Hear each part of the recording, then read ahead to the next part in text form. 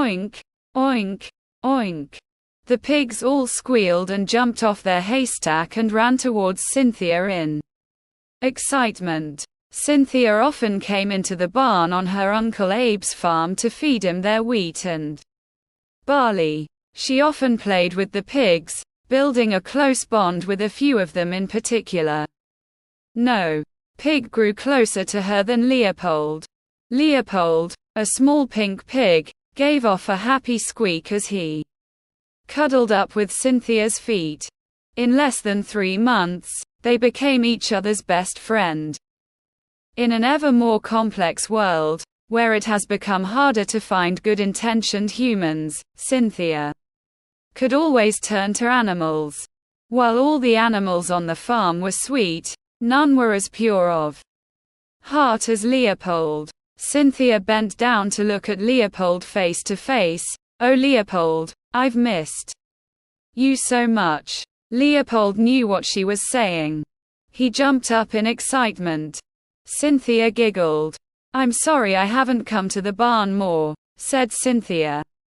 "I've been really busy at school." Leopold oinked. He was too happy to be mad. Unlike humans, pigs didn't hold grudges. Before Cynthia could play more with her friend, her Uncle Abe walked into the barn. Abe was Cynthia's adopted dad's older brother. He was a tall man with a goatee, wearing overalls, and always wearing a baseball cap with the logo of his favorite brewery. "Hey, Cynthia, Uncle." Abe took off his dirty gloves. "I've got something to show you." Cynthia was excited. She always looked up to her uncle, far more than her father. Cynthia's dad was a racist anti-Semite, and did not try to hide it. With Cynthia's mother, he was a prominent member of a neo-Nazi cult in the dangerous town of Xviii, who sycophantically looked up to the cult's leader, Otto Walter, or more commonly known as Mr. Walter. Cynthia had met Mr. Walter a few times before, usually for the annual Christmas celebrations held in Xvii's cathedral. Every single year, Walter seemed to look more and more deranged. By the late 2010s, he began to cut his mustache the same way Hitler did, and started speaking in a thicker German accent, even though he had been an American citizen since the late 1980s. Cynthia could not believe her parents looked up to the man. Luckily, in mid-April, Mr. Walter was assassinated in an anarchist terrorist attack. Unfortunately, his just as villainous assistant Heinrich Schneider took his place. Uncle Abe, on the other hand, was a proud farmer. While his younger brother went off on a life of bigotry, Abe was an egalitarian. He was actually so progressive, she had a sneaking suspicion he might actually be an anarchist. Uncle Abe was kind, wise, loyal, strong, funny, and intellectual, yet not pretentious. He was the perfect male role model for Cynthia. His relationship with her father was tense, but they both got along for the sake of the family. Cynthia followed Uncle Abe out of the barn, excited to see what he was going to show her. She followed him into the freeze room, where he pulled off a large piece of cloth that covered a 12 by 12 feet area. Cynthia gasped at what she saw. It was over 40 frozen steaks, frozen duck, hundreds of potatoes, jars of coleslaw, bottles of beer and fruit punch. Though it was frozen, her mouth watered. Uncle Abe's farm had never produced this much food before. "I hope you like what you see, Cynthia," said Uncle Abe. "I've been keeping the potatoes in stock since September, and the beef since late March. I want to have a feast." Cynthia jumped up in excitement. Her family wasn't that rich, so the only feasts she had gone to were in the neo-Nazi clubs in Xviii. "That would be amazing," Cynthia yelled. joyously. But how are you, me, and my parents not going to be able to eat this all? Invite your friends. Maria, Cleo, Bella. Anyone you want. Uncle Abe smiled. I want you to have a fun time. We'll have the feast tomorrow night. For the first time in a while, Cynthia was excited for something. She planned to tell everyone at school tomorrow about the feast. On Wednesday, May 10th, Gus and his older brother Vinny sat down for breakfast. They chomped on their bacon, eggs, and orange juice as they discussed the ongoings of their lives. Their once close bond they had after their parents' death had turned to a state of apathy. Something just felt off to Gus. For example, when Gus left for Ireland for Toby, Vinny never raised a single eyebrow when VB's personal assistant Sylvester apparently told him that Gus was apparently gone on an exclusive overnight camping trip. How Vinny treated his living quarters was also a problem. While how Vinny hoggishly treated his apartment was forgivable at first, after over 2 weeks of him living like a pig, it was no longer acceptable. The weirdest thing about Vinny is that sometimes he would disappear during the late hours of the day to go to the gym. Gus loved his brother, but he was definitely frustrated. Toby was the other protector in Gus's life, but after the events in Clifton, Gus saw Toby for what he really was. A pretentious guy who thinks he is smarter than everyone else. Gus only had his brother now, especially when the Novus Ordo Seclorum was keeping tabs on him ever. I hope you enjoy your day at school, said Vinny. Any cute girls you're gonna bring home? Gus almost spat out his orange juice. No. Well, what, Gus? Asked Vinny. Gus sighed. It's just there is this one girl, Cynthia. Cynthia, Vinny laughed. There are still people named Cynthia. Yeah. Gus paused. For this last school year, I've had a crush on her for the entire school year. Gus didn't tell Vinny about how last week, Harry Roots, the billionaire playboy of the Novus Ordo Seclorum, had told him to ask out Cynthia at school the next week. Unfortunately, Gus didn't have the strength to do it. He tried to approach her, but she was always too busy. For the many other boys who asked her out, their hearts were broken, and Cynthia did not pull back when she denied them.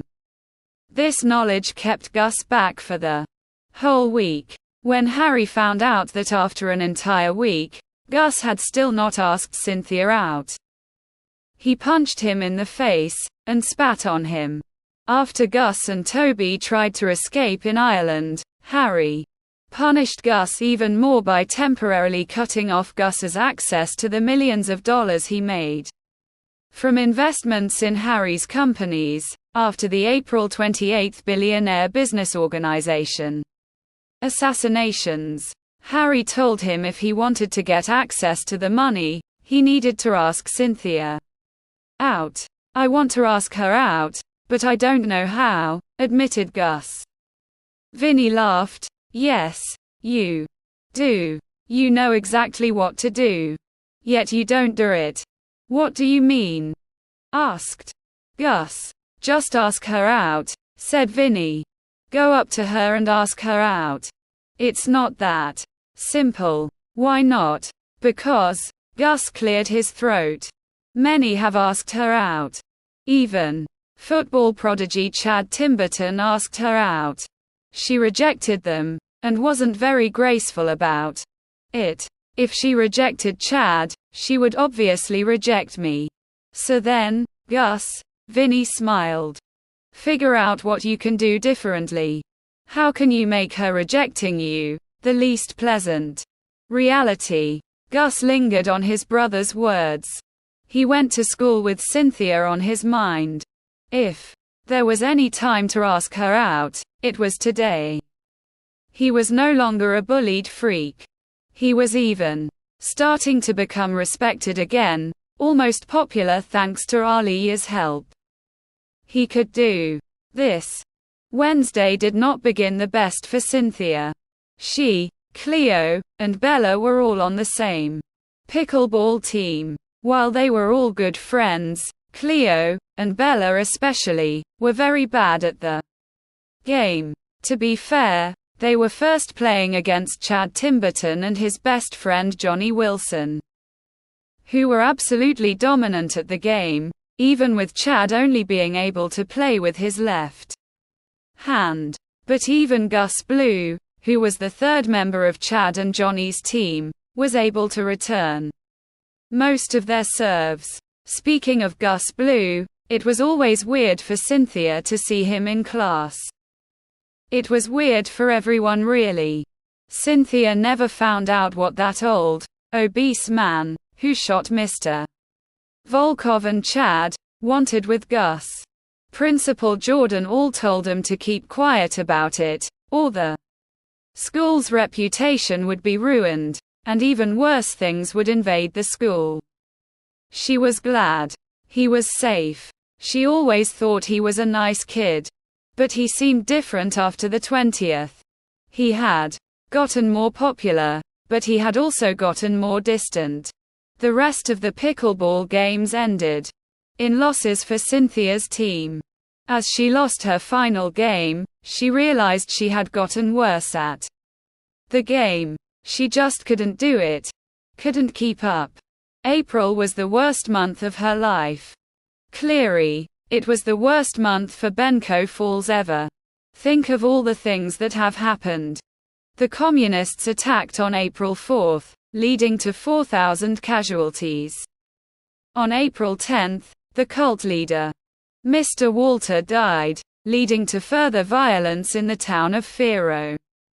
On April 20, Chad and Mr. Volkov were shot, while Gus seemed to be temporarily kidnapped. On April 21, all the spoiled rich kids fought each other, leading to the ruining of their reputation. On April 27, Shannon Porter, one of the rich kids that ruined their reputation, committed arson on the abandoned Volio ranch, killing 20 people including herself. On April 28, 48 of the wealthiest men in the world were killed in a communist assassination plot at Malco Manor, which killed Joshua Malco and his son Richard. These events were only the tip of the iceberg. Cynthia's second period was Mr. Donaldson's algebra class, which she always enjoyed.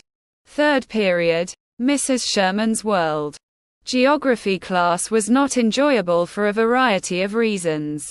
Mrs. Sherman was an awful teacher, who liked to bully students. Mrs. Sherman was probably also a communist, and a Joseph Stalin defender. She even defended the April 4 attack on occasion.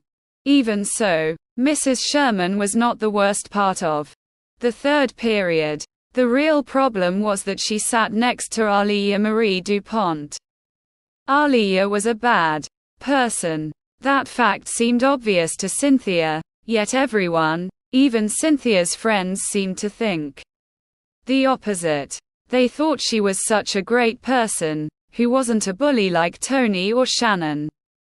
Cynthia could see through it. Aliya was a fraud, and lied constantly.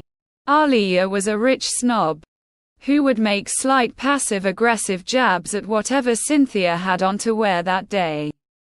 Worst of all, Aliya acted nice in Cynthia's face, but then told everyone that Cynthia had lice, which was not true. When Cynthia confronted Aliya about this, Aliya said she told people that because she was just concerned for Cynthia's safety. Even so, Cynthia wanted to let bygones be bygones. As a token of goodwill, she would invite Aliya to her feast. "Hey, Aliya," Cynthia said as she tapped Aliya, who was perfectly filling in the colors of a map. Yes, Alia responded, annoyed. Cynthia wasted no time to speak. I know we haven't gotten off to the best start in getting to know each other. I'm sorry you feel that way, Alia responded condescendingly. Well, Cynthia forced a smile. I'm going to be the first to invite you to my uncle's farm tonight. We're hosting a feast. I'm sorry, Cynthia, Alia said with fake sadness. But with prom coming this Saturday, I'm just not going to have much time. Cynthia felt defeated, but part of her was glad Alia refused. She was not a fun person to be around. As Cynthia continued her day, she invited all the people she knew to the feast. There were still a few she hadn't. One was Chad, who wasn't on the best terms with her after she rejected him a few months back. She first wanted to invite Gus, mostly because she pitied him. In order to do so, she stood outside Mr. Donaldson's algebra class, after it was wrapping up. Sixth period. When Gus exited the classroom, to Cynthia's surprise, it was Gus who approached her, and not the other way around. Gus began to nervously speak. Cynthia, I've been meaning to talk with Y. Gus was interrupted by the sound of obnoxious laughing. It was Alia, along with her new boyfriend Johnny Wilson. As they walked out of Mr. Donaldson's algebra class, they were completely oblivious to Cynthia and Gus. Johnny laughed. Wait, you're telling me she just asked you to go to her farm for a picnic? Alia snickered. She called it a feast. Probably just some potatoes and packaged hot dogs. Or gasoline pie, joked Johnny. Alia laughed. Good one, Johnny. So, no way anyone is going to do this thing, right? Asked Johnny, amused. Some said they were. Alia smirked. But I do some whispering here and there, call in some favors here and there. By now, even her friends have told me they won't go. They now know who Cynthia White truly is. She is nothing but the adopted child of neo-Nazis, who likes to play with filthy swine. Cynthia stood there, staring out in heartbreak. No way it was true, but it had to be. She could not believe Maria, Cleo, and Bella had betrayed her. Especially after Cleo and Bella's terrible pickleball performance. She might just have to go to the feast alone. Gus finally got the courage to speak. Cynthia, I'll go. Are you just taking advantage of me, Gus? Cynthia asked, still upset. No, I swear. Cynthia sighed. I can see right through you. Before Gus could respond, he was cut off by Johnny Wilson, who along with Alia had finally noticed the two. Johnny laughed. Remember when I kicked you and sucked your micropenis, Gus? Now you want to go to a feast of incest. I thought you learned your lesson. Alia sighed. Come on, Johnny. He doesn't know any better. He's just a poor little orphan boy. Gus snapped. Enough. Johnny scowled. What an absolute degenerate. How dare you speak to my girlfriend that way? Fuck you, said Gus. And fuck you too, Alia. That's it. Johnny picked up Gus. It's time where you were taught where you belong. Johnny raised his fist and aimed to punch Gus, but before he could punch him, he was kicked to the floor by the only guy in the school larger than him. His best friend, Chad Timberton. What the hell, Chad? Johnny barked. What was that for? Leave Gus alone. You're better than this, said Chad. Leave Cynthia alone too. Cynthia was surprised to see that Chad defended her. He was a good guy, but after she had turned him down in such a nasty way, She thought he'd never look at her again. Ah. Does Chad still have a crush? Johnny mocked. She's never gonna date you. Get a life. The only people that need to get a life are you two, said Chad. Biggest pair of douches I've ever seen. Aaliyah scoffed as she shook her head at Gus. She then turned her gaze back to Johnny. Come on, Johnny, let's get out of here. Aaliyah and Johnny left, leaving Gus, Cynthia, and Chad alone in the hallway together. I hope it's okay with you, Cynthia, said Chad. But I'll gladly go to your feast. Cynthia smiled. Thank you so much, Chad. You're invited too, Gus. Really? Gus asked in shock. Absolutely, said Cynthia. I'm sorry for ever doubting you. I didn't know about your parents. Gus sighed. It's okay. Gus and Chad left for their 7th period classes. The altercation in the hallway had made Cynthia lose faith in her closest friends, but had given her hope that there were others that were not awful people. Vinny drove Gus for a long 50-minute drive to Abe's small farm, which resided slightly south of Fero, and west of Edgewater Heights. Gus was proud that he finally started to take proactive steps in his life. Vinny was too. Hopefully Gus wouldn't do something to screw it up. Just as Vinny turned on to go for a drive, his phone began to ring. Vinny sighed as he picked up the phone. Yes. We begin in the next 30 minutes, the man on the other end of the phone sounded muffled. Anything else to tell us? Do the job well, said Vinny. There is no room for error. Very well, the man responded.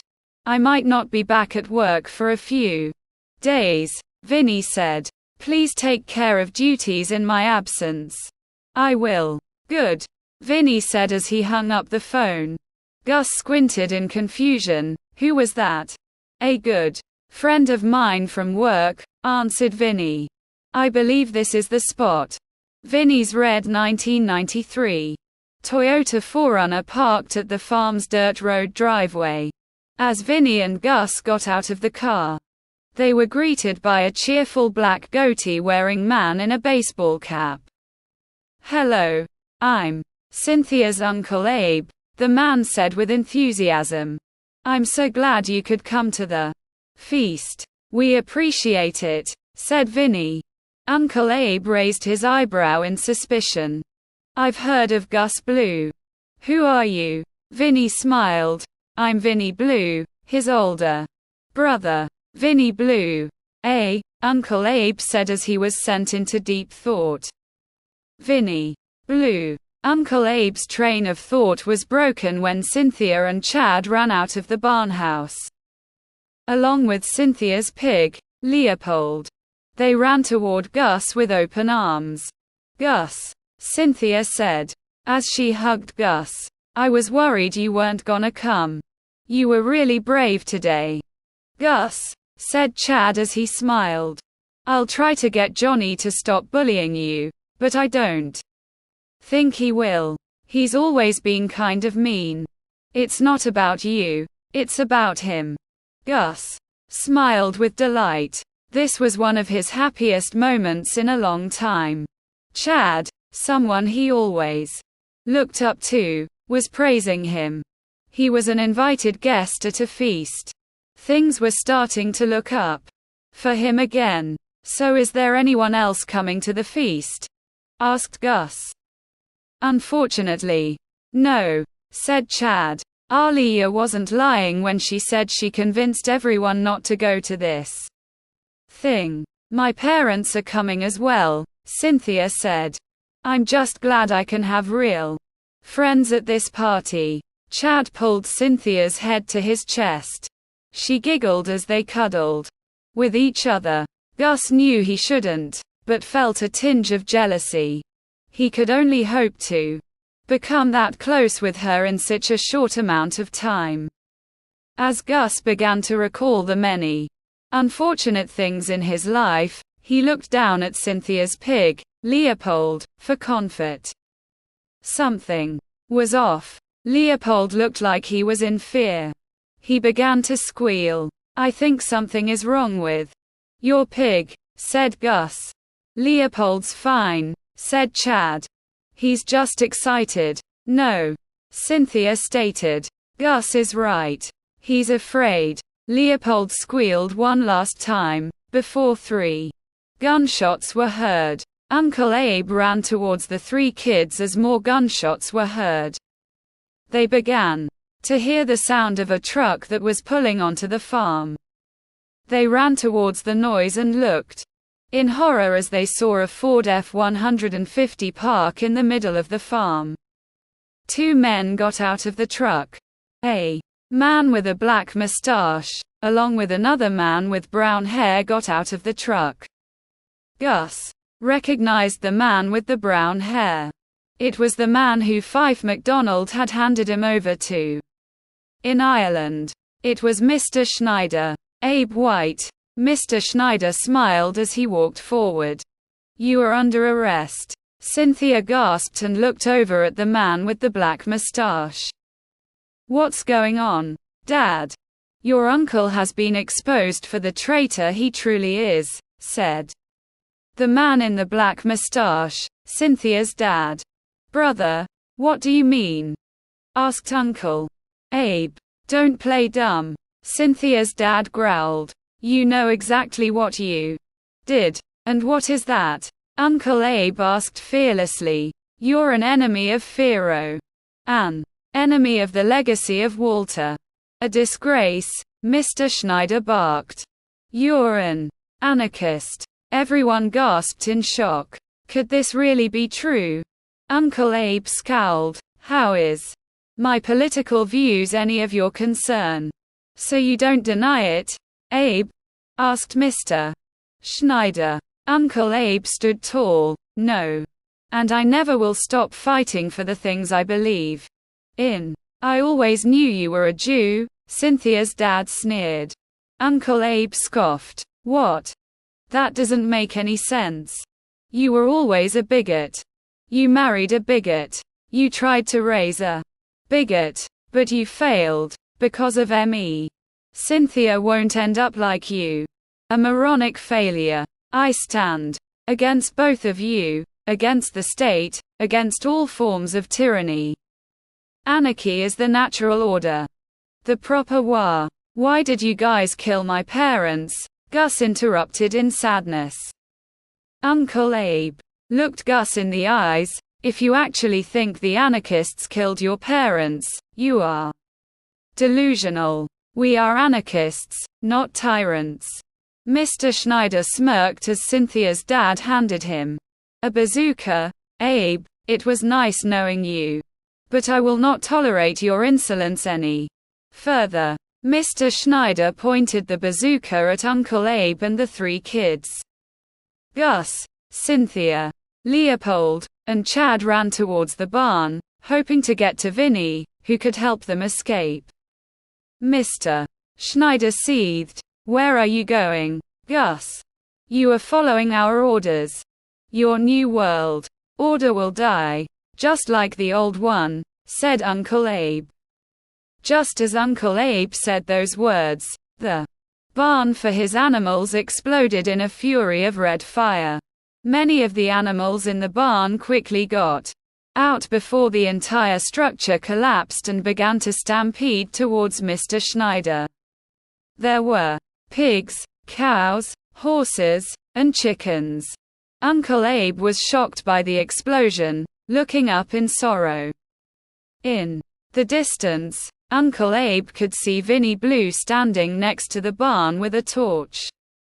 "I knew I couldn't trust him," Uncle Abe yelled. "Cynthia, do you hear me? Do not go with that man. He's dangerous. If you want to save the kids," Vinny yelled from the other end of the small farm, where he was getting ready to start the Forerunner, with Gus, Chad, Cynthia, and her pig Leopold in the back of the car. "Then you're gonna need to let me take them." Cynthia's dad looked at his brother confused. Who was that you were yelling to?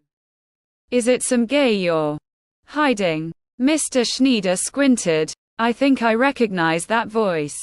Uncle Abe pulled up the middle finger to his brother and Mr. Schneider. I'm gonna find you, Cynthia. Don't worry. The stampede that came from the barn finally reached the White brothers and Schneider. Schneider and Cynthia's dad were quickly knocked over by the raging cows. Uncle Abe grabbed his favorite horse, Boxer, and rode him off into the night. Mr. Schneider finally recovered from the attacking farm animals. He grabbed the bazooka and ran towards the other side of the farm. Vinny tried to start the Forerunner, but it wasn't starting. The distraction he had created by setting fire to the barn and releasing the animals had bought him some time. Everyone in the car could hear the sounds of the raging fire, but Cynthia's dad's screams for his daughter were even louder. Vinny finally got the Forerunner to start, but it was too late.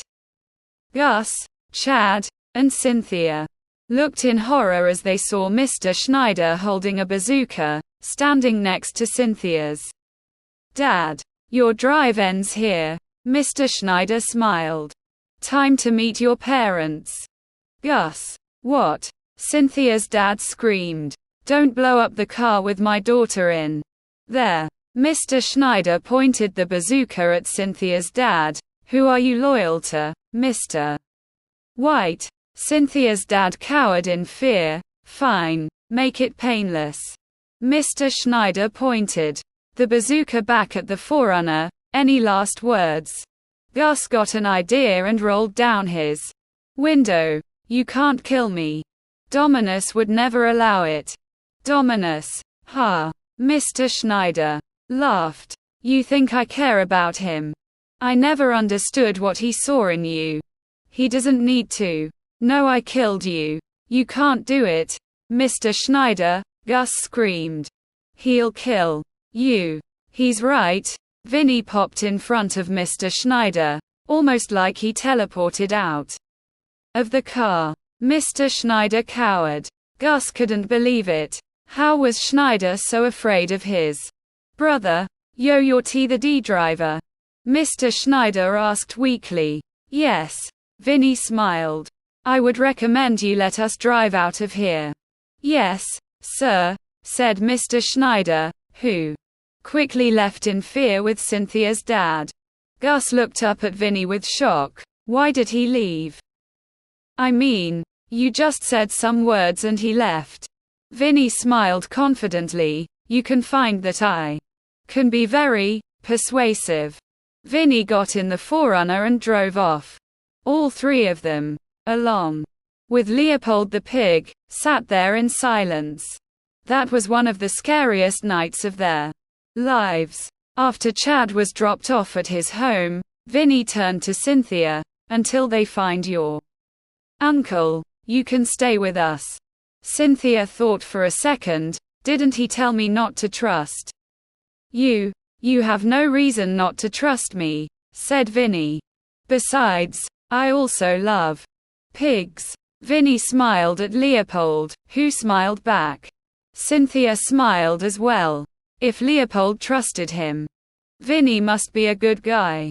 When the Forerunner arrived at Vinny's apartment, Cynthia got out of the car, with her loving pig trailing behind.